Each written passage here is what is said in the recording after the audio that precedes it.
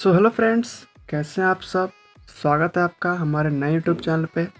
तो फ्रेंड्स, आज का जो वीडियो आने वाला है वो आने वाला है स्नाइपर ड्रिल्स के ऊपर। एंड आप भी अगर टीम के स्नाइपर प्लेयर हो तो आपके लिए वीडियो काफ़ी इम्पोर्टेंट होने वाला है।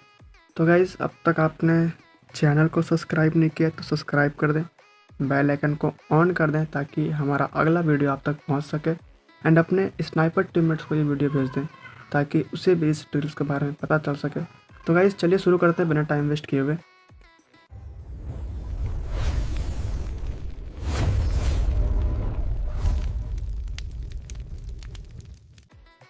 तो गाइस, सबसे पहले आपको ट्रेनिंग ग्राउंड में आ जाना है। एंड ट्रेनिंग ग्राउंड में आने के बाद आपको डबल एम2 भी ले लेना है। क्योंकि एम2 में इसलिए बोल रहा हूँ क्योंकि एम2 बाकी स्नाइपर्स गन के मुकाबले थोड़ा मुश्किल होता है इसको यूज़ करना। एंड इसका रेट ऑफ फायर और स्विचिंग थोड़ा अलग है बाकी गन स्नाइपर्स गन्स के मुकाबले। एंड अगर आप इस गन में मास्टरी कर लेते हो तो आपके लिए कोई भी स्नाइपर गन चलाना आसान हो जाएगा। तो वैसे बढ़ते हैं हमारे पहले ड्रिल्स के ऊपर। तो वैसे हमारा पहला ड्रिल्स होने वाला है वो होने वाला है एक्यूरेसी के ऊपर। तो सबसे पहले आपको सेटिंग का कुछ इस प्रकार से कर लेना है। अनलिमिटेड एचपी को ऑन कर लेना है, स्पीड को स्प्रिंट में कर लेना है, क्वांटिटी को 1 कर लेना है, एंड डिस्टेंस को फार करना है। उसके बाद आपको इस बोर्ड पे एम को कनेक्ट करने का ट्राई करना है।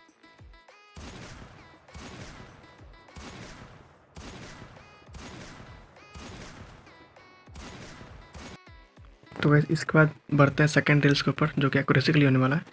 आपको इन दोनों बोर्ड्स के ऊपर एक एक करके एम ट्राई करना है कुछ इस तरीके से।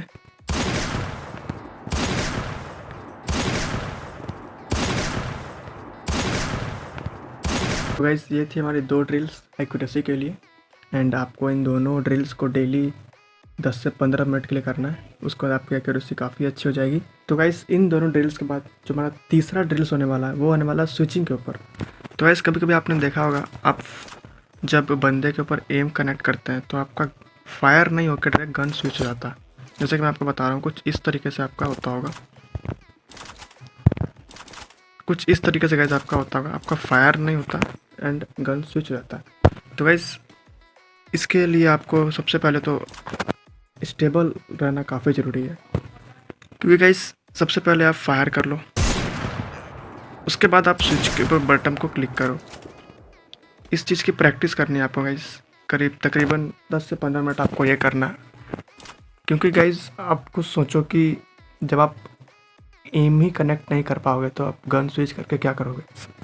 ठीक है गाइस, तो इसके लिए आपको प्रैक्टिस करना है, डेली ट्रेनिंग ग्राउंड में आना है, कुछ इस बोर्ड्स को इस तरीके से कर लेना है।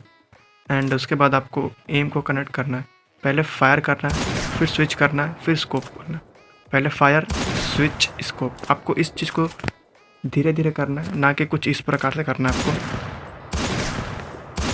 आपको इस प्रकार से ना करने के अलावा आपको पहले स्कोप को ओपन कर लेना है, फायर करना है, स्विच करना है, स्कोप करना है। ये 3 टिप्स आपको करना है। पहले fire, switch, scope, fire, switch, scope. आप डेली अगर ये 10 से 15 मिनट भी करते हो तो आपका स्विचिंग जो है काफ़ी बेटर हो जाएगा। सो गाइस, इन तीनों ड्रिल्स के बाद जो चौथी ड्रिल्स आती है वो है एम इनिशिएशन। अब एम इनिशिएशन क्या होता है वो जानते हैं। तो एम इनिशिएशन मतलब होता है कि वो एरिया जहाँ से आप अपने स्कोप बटन को ओपन कर रहे हो, अब वो फिर आप अपने स्कोप बटन से ओपन करो या फिर अपने फायर बटन से ओपन करो। अब इसका गेम में क्या यूज़ है तो चलिए जानते हैं। तो आप मान लो कोई एनिमी स्पॉट की है एंड आप ये नहीं देखते हो कि वो आपसे कितना दूर है, आप डायरेक्ट अपने स्कोप बटन को ओपन करके आप उसके पास ले जाते हो। तो इससे क्या होता है गाइस कि आपका शॉट्स मिस हो जाते हैं एंड हिट लगने के चांसेस कम हो जाते हैं। तो आपको ये गलतियाँ नहीं करनी है। आपको डायरेक्ट अगर कोई एनिमी स्पॉट हुआ तो आपको अपने एम को डायरेक्ट उसके पास जाके ओपन करना है। इससे क्या होगा कि आपके हिट लगने के चांसेस थोड़े ज़्यादा हो जाएंगे एंड आपके शॉट्स भी मिस नहीं होंगे। गाइस, ये थी हमारी चौथी ड्रिल्स। अब बढ़ते हैं 5वीं ड्रिल्स के ऊपर। अब 5वीं ड्रिल्स में आपको इन 3 बटन का ध्यान रखना है। पहला सेट, दूसरा फायर एंड तीसरा स्विच। अब इसका यूज़ कैसे करना है चलिए वो जानते हैं। सबसे पहले आपको सेटिंग्स को कुछ इस तरीके से कर लेना है। इस तरीके से करने के बाद आपको इस कवर वाले एरिया में आ जाना, इन बॉक्सेस के पीछे। अब इन बॉक्सेस के पीछे आने के बाद आपको सबसे पहले क्या करना है कि आपको खड़े होना है, एक बंदे पे एम ले जाना है, फायर करना है, स्विच करना है एंड देन बैठ जाना है। अब आपको इस चीज़ को थोड़ा जल्दी करना है, जैसे कि खड़े होना, फायर करना, बैठ जाना है, खड़े होना, फायर करना, बैठ जाना है, खड़े होना, फायर करना, बैठ जाना। आपको इस चीज़ को करने से क्या होगा कि ये मान लो आप किसी टीम के ऊपर फायर कर रहे हो तो उस एनिमी को आपकी लोकेशन जल्दी रिवील नहीं होगी। आप ये चीज़ अगर डेली 10 से 15 मिनट करते हो तो ये चीज़ आपकी बेटर हो जाएगी। एंड स्नाइपर परेड काफ़ी ज़रूरी है ये ड्रिल्स को करना, तो आप ये ड्रिल्स डेली कर सकते हैं। तो गाइज़ ये थी स्नाइपर ड्रिल्स की पार्ट 1। पार्ट 2 में हम एंगल क्रिएशन के बारे में जानेंगे, सेंसिटिविटी के बारे में जानेंगे और भी कुछ चीज़ों को डिस्कस करेंगे। तब तक के लिए टाटा बाय बाय।